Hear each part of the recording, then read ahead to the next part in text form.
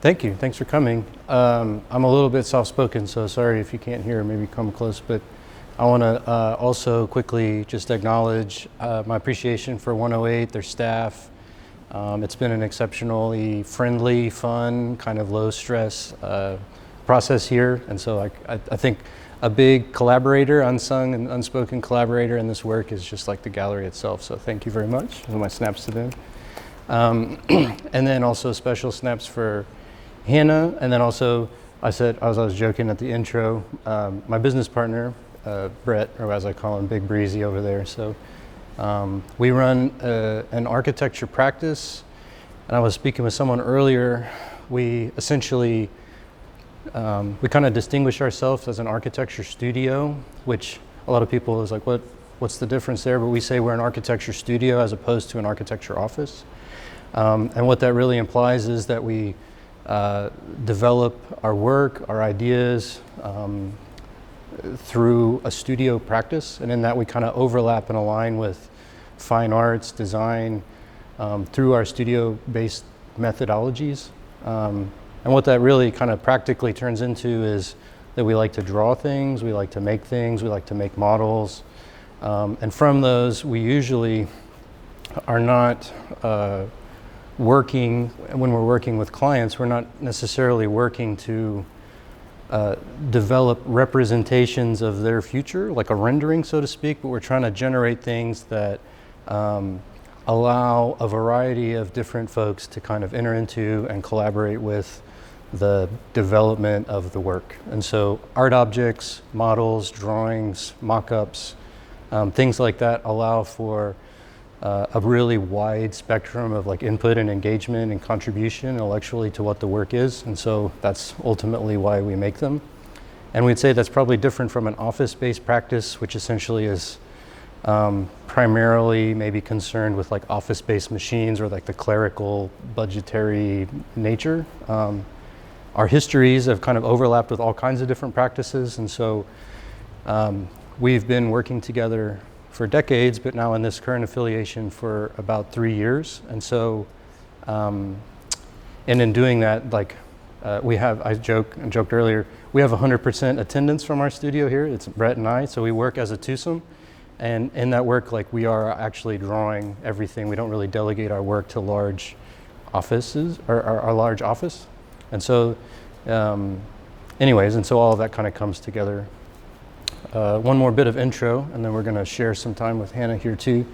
The work here, essentially, it's called Big Models, and then behind everybody is like also littler models or whatever. But a goal in this work was to present, for us anyways, something that's kind of like in between the scale of our typical architecture, like the scale of buildings. And so buildings, more often than not, really engage with like regulatory bodies, developers, real estate, and there's this kind of in-between space of these smaller architectures or big models which are character loaded. They're really about early ideas, and there's something about them that's special that can become somewhat lost as they translate increasingly larger in scale or become, like I said, like permitted, constructed buildings in the environment. So on display are 5 big models which are exploring some ideas. Some of them are very straightforward, simple ideas. Some of them are like pretty layered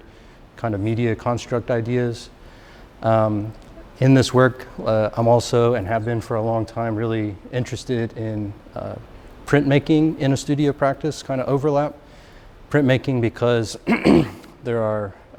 it's process driven, but it also generates many things. It kind of democratizes output in a way. For me anyways, it helps me kind of remove authorship from my work a little bit as we just generate multiples or additions and things like that. So there's lots of experimental printmaking. There's kind of funny ways of like linking Home Depot type tools and processes into things too, on and on and on. So we'll kind of unpack that a little bit. Is that good? Cool, great. Yeah. I want to ask, you've said the title of the show, which is Big Models, and the kind of entry point into the show is that small model, which is the first thing I saw when Aaron started to fabricate this work. And, you know, an artist who also has an architectural practice is a sort of unique idea, I think. Do you want to talk about the model as an idea a little bit? So that's a model, but potentially so is this, possibly so is that. And you talk about the work kind of existing in this liminal in between scale, in between space. Can you talk about what the model does for you in your practice and in your studio practice as well? Sure. Yeah, like in general, like models are have physics involved in them, and so like they're physically constructed in ways that maybe a digital, like I would say a physical model is different from a digital model because it has physics. And so it has matter, it has media, and so in constructing them, you kind of have to begin to think about how they assemble, and I guess that starts to overlap with the ideas of like how craft and precision fold into those things. I think models, as a result of having physics too, like you can kind of, or at least I love to like embody models, and so like it's through cameras or through digital cameras or even just through like getting my head down and like looking at them. So they're like a model in space has like phenomenologies that kind of fold onto it, like light, shadow, acoustics. All of these projects have their own kind of acoustic components, which are super cool. And if you make a model and you put it in the orientation that you want the larger scale work to go, and you put it in the path of the sun, essentially like those kind of things scale too. So like the sun effects on the model will be similar to like the sun effects on a larger piece. And so like all of those things are kind of like front-loaded parts, but then the best parts of models also are like the unintentional like things that come out of them, and like the character that comes out of model making that you didn't initially like preconceive. And so model making, for me anyways, is different from like, nothing against it, but like say like a choo-choo train model or whatever, like a representational model where it's like a coming soon building model. And it's like really, its only task is to communicate like what the thing will look like in the future. And study models at the beginning have no idea, and they're really just like trying to be like open to feedback from physics and the nature of the things you're putting together. And like they're always surprising in that kind of way. Yeah, the presentation model in a traditional architecture firm is more of a thing that gets spit out at the end of the design phase that's kind of leading toward the construction. I would say that making in that instance is not a co-conspirator. Making of the model in a more traditional architectural firm type of way is not a co-conspirator in the evolution of the ideas that your work holds, but in the way you think about model and frame it in your practice, it's part of the evolution of the idea. Is there anything that happened when you went from that small scale model to these big scale models? And like, I know physics is a big part of that translation process, but like maybe the idea of scale and moving up to such a much larger scale to fill this gallery space, like where did your brain go when you started to think about scaling up that much? Well, I think that, and maybe it's like the nature of the show too, but like the challenge and like the quest or the goal or whatever, in the studio practices, it's like, okay, the open, like free, happy making of study models, and like their ability to quickly assemble and like generate ideas in ways you didn't preconceive and things like that. A goal in this work was to try to continue that as it scaled up, and essentially like not shed character from little models, but actually continue to think about like how the scaling up could follow that somehow. And so like maybe we'll just like get into we'll kind of walk through each project a little bit, and then also feel free to raise hands or talk or whatever too, if anybody, it's all good. But so we can kind of get into each piece, and then I'll kind of talk about maybe how it was made or like how scaling up changed or whatever. So we'll end on the big the big tube slide weirdo in the middle here, and but we'll start on this guy. And so all of I would say the majority of the projects really also like, I really love faux finish myself personally. I love finishes, faux finishes. Oftentimes I feel estranged in architecture because I like interiors much more, not only because they're more friendly, but they're like way more up for the idea of like the impermanence of all of this, like all of us, all of everything. And so like interiors and their ability to turn over is like so much more interesting for me. And so to the kind of quickness of this, if anyone's familiar, there's a tool, and I actually bought like literally a Martha Stewart faux finish wood grain tool, and it's like, and it's an ability, like you have a surface and you cover it with some kind of wet media like paint or ink or whatever, and you move this tool across it in a way, and it generates a kind of quasi wood grain finish. And I was like, man, that's amazing. And a lot of time people use this faux finish wood grain rocker to like put like value onto a surface that's like lower value, to make a wood grain onto a surface that has no whatever. And essentially like the point A to point B was to make a version of that tool at like an extreme scale, and and to think about like faux finish and wood grain like in a kind of fictional nature, like wood grain for like wood that's no longer available on the earth or something like that. So it's called, the piece is called old growth faux finish, but it just kind of implies the nature that's like if you scale the wood grain tool up to a scale which maybe is ridiculous and fictional, but it implies maybe like a kind of wood or a type of material that's not available. And so it's like the specialness of it is not the fact that it's like wood on a non-wood surface, but it's the scale itself. And so like the idea of scaling up from a model, also like scaling up from the tool. So that's kind of like where I draw the line to your question. So scaling up from the tool becomes significant because like the scale up is loaded in like a content way, if that makes sense. So, and then from a technical standpoint, the tool looks like a wood grain rocker, little, but it's scaled up to now 6 foot wide. And these are plywood panels that were sealed with like a polyurethane sealer and then covered in wet house paint. And then the tool like moves across these things. It was like, I think 5 or 6 sheets of plywood.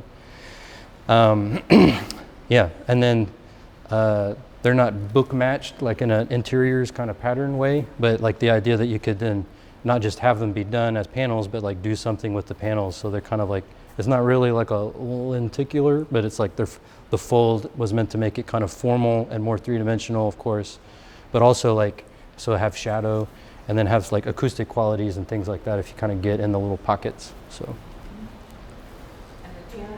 Yeah. So with this and with other pieces, one thing I'm struggling with is it you that's doing the work, and you talk about a tool, and you have a big warehouse that you do this kind of thing? As opposed to like having someone make it for me? Yeah. No, definitely made it. Yeah, and that's where my partnership with Brett also gets highlighted, because my partnership with Brett also, because like this was a 2-person, like the physics of moving the tool and everything took more than 1 person. No, but like like not everything has to be handmade or authored by me. Like we do collaborate and have certain things made, but some things, no, we definitely, so this was all 100%, yeah. Yeah, yeah. Amy. Yes, I have a question about, you talk about the scale of the actual tool versus the scale of what we see here on the wall. Mm-hmm. How do you bridge that process? I mean, is there a printing process that you use with these wood pieces to Like, increase that scale? Or? No, I mean these are made at this scale. So I was talking, yeah. So the tool that I kind of knocked off, so to speak, is readily available in like the Martha Stewart section of Michael's or whatever, and it's handheld. It's like 3 inches wide. But you made a large version of it? Yeah. Oh, and, wow. Yeah, and so I just essentially fabricated the tool itself. So making the tool took me like 2 weeks intensely, and then making this print took about like 45 seconds. So it's all very fast, but the tool and the prototyping of the tool itself was like very hard. But yeah, I physically made it for sure. Yeah, and the tool comes out of like a casting process, I believe, for Aaron. Yeah. So I'll show you guys some pieces when we get around. Yeah, the like development of the tool also becomes part of your studio practice. Sure. Big time. For sure. Yeah. For sure. Cool. So we can come back around, but we can maybe what do you think? What's next? Wanna go here? Yeah. Yeah. So this piece, a lot of the titles are pretty direct. I guess that's kind of, and big models is pretty direct too. This piece is is called Splade Sky Dome. And by Splade, I essentially mean this is an unfolded three-dimensional little architecture. And so if you can imagine, these folds coming together, it turns into a pyramidal shape, and then the sky will map around. The image of the sky was taken on a site visit to some family in like far western Oklahoma. So it's like a big, I love the sky in Oklahoma especially, so it's like a big beautiful sky out in western Oklahoma. And so by Splade, it's actually like harder to see the sky at the little dome, but it's more beautiful, I think, as a piece on the wall unfolded as a print. So this is a different kind of like experimental print. And it started out as a screen print. And before I moved here for many years, I was based in Detroit, and my colleagues still have a studio in Detroit and operate a large screen printing studio. So we went out to Detroit to try and we were doing some work there, and then also to screen print the piece. And then we were going to do it as, if you're familiar with screen printing, a 4-color separation screen print times 3 prints. So that would have been 12 individual screens, and then the screens themselves were huge, and it kind of got logistically super hairy. So the files, when you come up to them, they are still, they're 3-color separations. There's no black, there's CM and Y, but they're set up as line halftones. So this is all technical stuff. When you see it, it'll just look like hashes of lines that are these specific colors, and then your eyes blend them together to be full color. But I worked with a sign printer to make this that is an industrial sign printer, and they use a technique called a UV sign printer, and they can print on flat stock material, and then it's cured under a UV light, and then the same sign printer can cut them out. And for what it's worth, so that's one where we did have it fabricated, but it's kind of like I had to work with the printer, and we kind of dialed it in, and so it was like more of a collaboration in a cool way. And they primarily do like wayfinding graphics and just like very perfunctory kind of signage. So he was super into making a creative piece for sure, and by virtue of him just being like not quote unquote like fine art based, is like very reasonable to work with him and use that process cost wise. And so we're going to continue to it's great. We're going to continue to make work. They're based out of Oklahoma City. Aaron, you talked a little bit about the screen printing studio in Detroit, and I think a lot of your work has imagery in it, re-representation of photograph. You're taking it, distorting it, almost becomes sort of a veneer that exists on the work. That always appears in your work to me, and I think you have a tendency toward that re-representation. Can you dig into where that comes from in you, or is it just an aesthetic appeal, or you're interested in the image and then the re-presentation of that image, I think. I'm gonna think about that. Yeah. She didn't give me the questions beforehand. Yeah, sometimes in like project descriptions, I'll say, so in architecture, we talk a lot about representation. So like this is a representation of your future kitchen or your future building or your whatever. And so a lot of these images are essentially like finishes or a kind of faux finish, but they're derived from photography of like real spaces. And so it's really the just whatever, like the idea layering of like a real space turned into a faux finish, like layered onto a real space is pleasing for me to like think about and like make, and I think it's kind of rich in ways that I haven't totally, whatever, that continues to be inspiring or whatever. So the fact that this is place-based and like linked to like a day and like a real, like it's a real finish, now faux in this gallery, but it's also a real object, like all those kind of back and forths are super interesting. So I just think about that sometimes. Yeah, I mean, in architecture practice, representation is talked about a lot, or in architecture school, for example, it's talked about as an idea that will potentially be constructed by somebody else at full scale. So a model of a building could then be constructed at full scale by someone else. And so that representation is a coding of information that then you hand off and is almost a blueprint of something else that could exist. So I think the imagery is also projective for you in some ways. Maybe like if you were to fabricate this at 3 times the scale and it was a pavilion inside of a park, it might also have an opening where there is sky and then sky itself mixed with real sky. Like I think the idea exists in both realms, if that makes sense when I think about it. Some of the work too, links back to previous projects. I work a lot with musicians, like in Detroit, like techno musicians and DJs. And one in particular, his name is Wajid, and Wajid is like deeply invested in gospel house music, and so a lot of like he also essentially like we connected because he wanted to make work with nuance that was lost on his like DJ crowd at like an event or a bar or a party or whatever. And so we began to think about architectures for his work, and like spaces like this where everyone is so like thoughtful and listening, and like he was looking for a deeper reading of some of his music.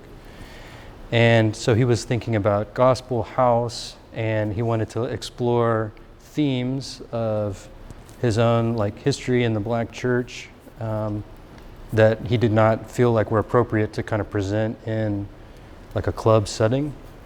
And so we started to think about those things, and he wanted to comment on its relationship to certain church types or liturgical interiors. And so we were like scanning interior, like church interiors, and then like reprogramming them with his music. And so like some of those, we call them mashups in a way. So it's like mashing up this particular like liturgical interior with his gospel house music in an art setting became this new kind of performance venue for him, which was really important. So a lot of those things are kind of linked to that too. Any other on this little piece? We'll start speeding up. I think we're covering a lot with these two. These guys are a little lighter. They're just essentially like hip roof shapes. Yeah, like one of my favorite shapes is like the shape of a hip roof for some reason, and they're so ubiquitous in American architecture. So I kind of make these shapes and like turn them into all kinds of things. And in this case, the idea of the scale and the scale model versus is like it puts the idea of a hip roof or like the form of a hip roof. It starts to like rethink it and like how beautiful it could be, or whatever, at different scales, or turned on its side, or used as a whatever. And the scale figures here are really for me, but also I guess attendees, to think of these as steady models. These pieces, maybe I asked the gallery, like maybe we don't move them all the time, but like they aren't really meant to be like kind of moved around. And then the scale figures too, and then just like to think about interesting conditions of like light, color, surface, texture outside of a specific architectural program. So it's like, what that means is like it's not anything, and it allows you to kind of think about it at this scale as like a potential for something. So like a church or a house or a backdrop or a whatever. So that kind of open-ended nature of the study piece is cool. And these are just made on plywood, and they're underpainted with like a cyan a cyan blue acrylic paint, and then the texture is like a glue trowel, like you would put down like laminate flooring with a glue trowel. But I think the texture itself is super beautiful, and then the fact that it's kind of like yellowed or whatever, the whole thing is coated in polyurethane just to like make it a little more durable. When you walked me through the show yesterday, you said that these were your favorite pieces. Do you know why? I don't know. That's the best part. I don't know. I don't teach college anymore, so like I don't have to have a reason for everything, which is great. So it's like deep, like deep pleasure, and they're just not figured out yet. So it's like they're open-ended. So like they're really, I like looking at them, and they work really well here with like the gallery lighting and so I don't know. They're hard to make for what it's worth. Yeah, there's our colleague. I physically made those, so yeah. I was just gonna say, maybe people don't know this, but you've made a number of structures in this similar fashion. Yeah, these some of these are linked to the logistics of like some of that intro about like pop-up structures and traveling theaters and stuff like that. This is all pinned at the top now, but if we took the framing off the top, the cross members, and our doors were bigger, the project could essentially fold up and go flat. Behind Lindsay there is a big, two big hinges, piano hinges, and so the thing kind of folds flat. It could fold flat like a piece of exercise equipment or whatever. And some of that was in like performance art stuff, they call it striking the work, so like setting up and striking. Like how can we quickly assemble and set up and pop up, or the project is called field chapel, spelled in a kind of funny way, but there are project types called field chapels, which are essentially like small structures set up in nature that are in one way or another like trying to find some kind of like spiritual enlightenment through like the building and its relationship to nature. And they're not always enclosed, sometimes they're open like this. The mapping on the inside, it's kind of a study, but that's taken from a real photo of a big basilica in Venice, Italy. And so like, so it's mapped around this whole thing. We printed out the 360 for the whole thing, but it didn't, it's like easier to see farther away, and I think kind of cooler just as one side. So, but the study, or so somebody at the opening is like, what's your inspiration? I'm not this is my personality. I'm not like an inspired person. So like, she's like, what's your inspiration? I was like, I have no idea. But the study, or like the idea, was like, you know, the kind of weirdness of like mapping the interior of an existing building that's radically huge and weird and far away on like a smaller pop-up structure, and just kind of seeing what that does. So this is printed on our plotter, for what it's worth. So I'm on the technical inside. So it's just printed on like roll-up from Amazon printer canvas, which is polyester, and it's just printed black and white. So it's in this case, it's not a color separation. It's a halftone, and then it's that same. I particularly like line-based linear halftones, and so everything. I didn't know this, but everything is kind of like groovy or wavy in the show. Everything's kind of liney or whatever, but that's just what I like. But this is called the Friary, or the Frari in Venice. I wanted to just ask you about the materials that you use a lot in your work, which are often off the shelf from Home Depot, prefabricated parts that you order and then sort of take apart, reassemble in some new interesting way. Your material palette, and of course it becomes more specialized over time as you find new ways to manipulate material, but how does your brain wrap around sort of thinking about a piece of a slide, a 2x4, a joint compound? Like, I think that's a part of your baseline practice is the use of off-the-shelf materials. Do you want to just talk about that a little bit? Sure. I'll try. The project, some of it's like hyper practical. The project is made out of cedar, which is pretty and fun to work with and pleasant to smell when you're like sawing it. But on a practical sense, it just doesn't have printing on it. So like regular 2x4s, like they print the nature of the 2x4 on the side, like whether it's treated or kiln dried or whatever. And this comes this way from our great M&M lumber on Mingo. Like I didn't sand it or anything, so it's just nice quality there. It's a little more expensive, but for that. And then, but yeah, I don't know I don't know. I don't know what it's linked to, but it's like the idea that like materials or art materials or whatever come from a section of a store is super limited. So it's like there's like sometimes it's just like more fun to work with things from I don't know, like weird places. Yeah, or that you see every day, that there's a sign painter, that you have a typical lumber size, that you're working with and maybe materials that make their way, or that you're used to working with in a more traditional. Yeah, tools especially, like the idea of like a glue screed or whatever. It's like, man, that's the rad, like super rad. And at Home Depot, the glue trowel there is like $6, and then at Blake Art Supplies, like the zigzaggy like screed there is like $35 or something. So there's like sometimes it's just economy or something like that too, for sure.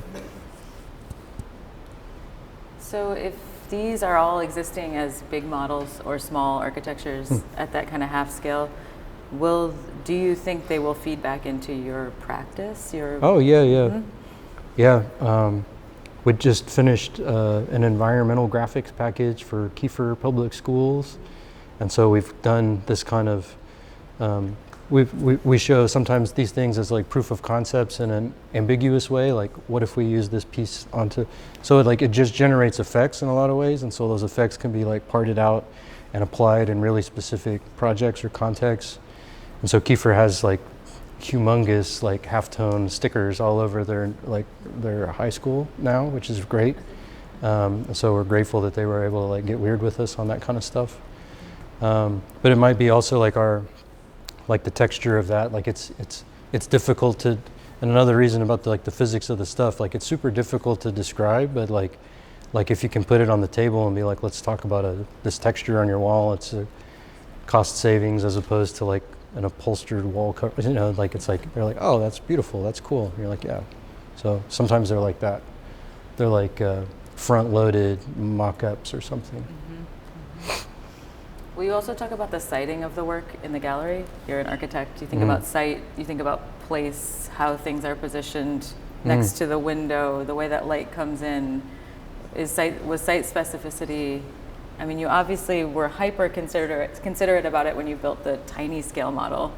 And then the placement didn't shift that much. So I think maybe that's an architect's skill, is siting the work into the gallery. But was siting something you considered when you were fabricating the pieces? Maybe. Yeah, we can kind of I'll answer and we'll kind of wrap on this one. Like, loud and proud to the street, for sure. The space has like a particularly high floor to ceiling, which is cool.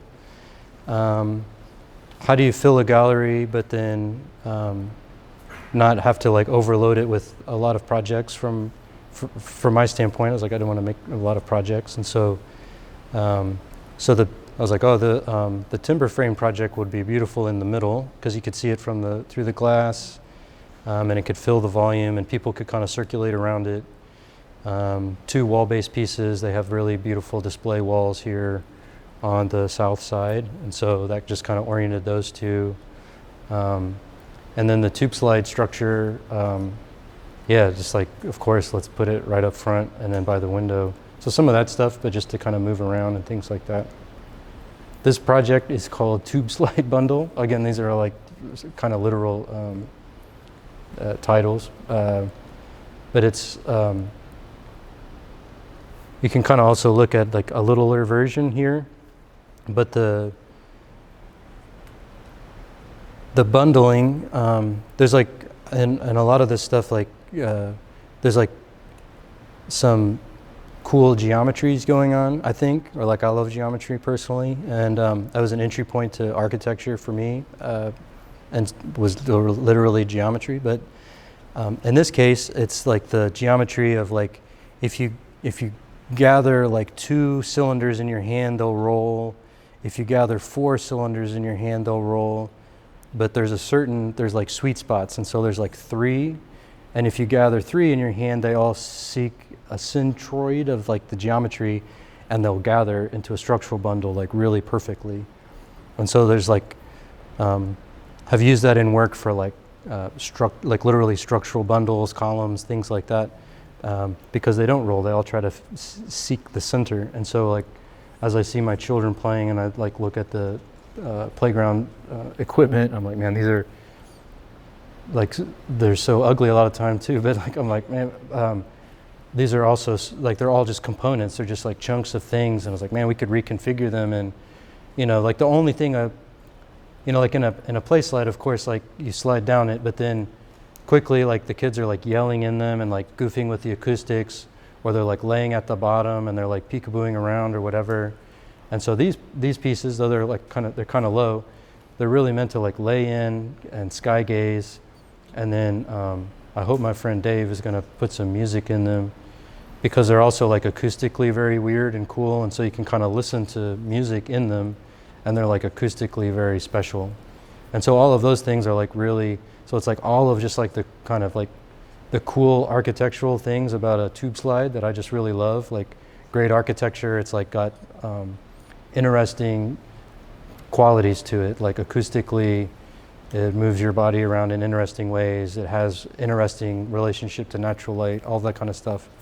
And so it's like that stuff, and it's like, okay, cool. And then I just kind of mashed it up with this interest in structural bundles too. So it becomes like sculptural, definitely not a tube slide to slide down anymore. But I think, and I'm like was talking with Dave about it at the opening event too. It's like, man, how interesting would it be to like put different music pieces in the thing, and like 3 people could lay in each individual piece and like hear music differently and things like that. So it's still like an unprogrammed little architecture that like we kind of thought about, and that we were starting to kind of like use as a study model, as a full scale, as like a, you know, I guess a full scale little architecture. Yeah, it's like it existing in an art context still allows it to be a little bit open-ended. You can experiment with it, you can test ideas, you could cut into it, you could put sound into it. It leaves itself as an art object, and so you can still test and experiment with it, as opposed to constructing something hyper practical for a client, for example. I think so, yeah. I don't know.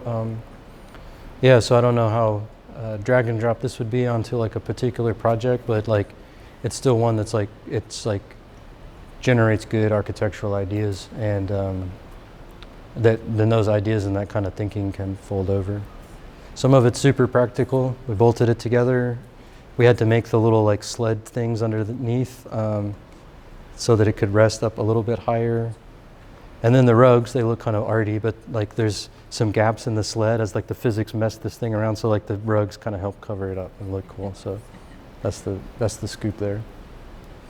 Yeah, does anyone have any tube slide questions? So this was all made from scratch. It wasn't found objects. Kind of. I mean, we a little bit similar to the sign printer. Like we had to connect with, God, what was it? I can't remember. Brett, do you remember the guys in Texas?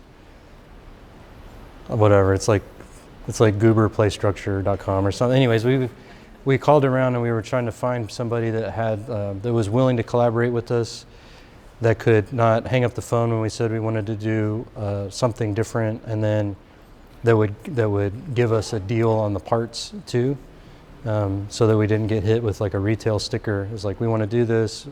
I think we're supposed to actually know their names so we could shout them out for the deal they gave us, but nonetheless, like, so we kind of had to figure that out. And but then when they kind of like pulled the screen back on like the retail veneer, and we could just look at like parts catalogs, and we were like, oh, we'd like to plug this into this into this, and kind of collaborate that way.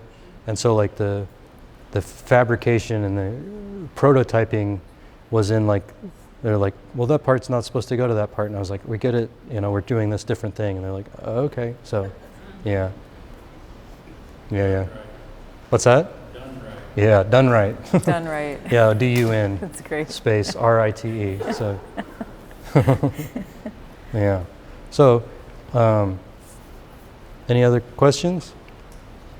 I hope you guys check it out. Thanks for your time. I hope everybody feels like I thought people were kind of timid. Actually, they were worried that like kids were going to destroy the thing at the opening, but everyone was kind of timid. But you should feel super welcome to, since we're at art talk mode, like to touch stuff, whatever. It's all good, and feel free to like sit in there. I think it's cool, and listen to music. The only other, we won't have to go through all of them, but just kind of quickly, some stuff off to the side is like chunks, like derivatives even from this process. And so I think maybe it's only just important to talk about, like, even as this stuff gets made, there's like chunks and scraps and stuff or whatever. And so a lot of that cycles back into new study models. So it's generative in that kind of way. For example, the little like the base that this guy is sitting on, that's the mold that the squeegee for this, that's part of it that it was cast on. So it's all just like a scrap.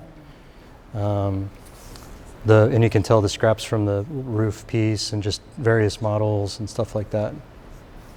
And the white plaster pieces are Yeah, they're were from cast the from- plaster piece that looks like cool and broken is like was really heartbreaking when that broke that day. That this is the positive, which was made just like with I made with a hand router and they call it a Jasper jig, a template. And then so that's the positive, and then I needed a rubber version of that, so you had to cast a negative, so that's out of plaster, and then you have to cast rubber on top of that to get the positive again. So it's like casting techniques and stuff like that. So I'll show you guys the squeegee one sometime, I guess. The squeegee's hilarious looking. It looks like a Martha Graham, like if I showed you the two together, it's hilarious because it's like a little guy and then this huge squeegee. And then the scale figures are all just made in our office, and they're kind of heavily painted to make features and things like that go away. So they're a little bit easier to maybe see yourself in them or embody them or whatever. So they're kind of trying to be more abstracted, things like that. All the little scale figures dipped in rubber, it's because they all look like Mitt and Ann Romney or whatever. They have like really specific kind of like archetypes to them. And so we just, like I dip them in rubber to like chill that out and make them a little more ambiguous, stuff like that. I feel So like they were manufactured figures and then you put the rubber over it? The little guys, yeah, the littlest ones like that are in that model, and then some of these others, they're just, yeah, you buy like 100 of them in a pack or something, but they're all like, the women are all like in pleated skirts, like clutching their bags, and the men are all wearing cardigans and stuff, and The larger ones, like that pink one I can see. Is that- yeah, we 3D printed them. Yeah, kind of through a weird digital process made them, and then 3D printed them, and then I don't know if you guys, me personally, like the way things look when they're 3D printed isn't super great, so like they're heavily coated with stuff to chill that out a little bit too.